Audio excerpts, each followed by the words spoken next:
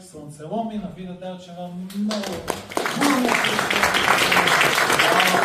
как се вдъхнови за Слънцеломи? Няма един единствен източник на вдъхновение за тази книга. Много обичам митовете ни, приказките, които баба ми е разказвала, нещата, които съм чела. Как успяваш да намериш точния баланс? Всъщност нашия хора наистина е много богат. И ти успяш да го разгънеш по един космополитен начин. Аз по принцип не харесвам тази великобългарски национализъм, който е свързан с омраза към чуждо.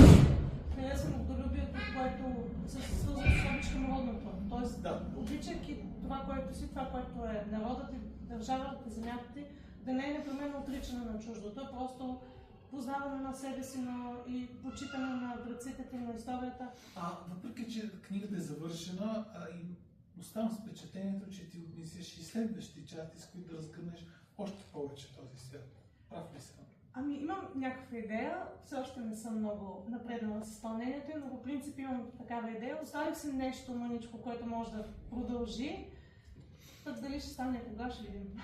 Искам палци, кой знае, може би някой ден и ти ще станеш класик на българската фантастика. Пожелавам ти. Благодаря.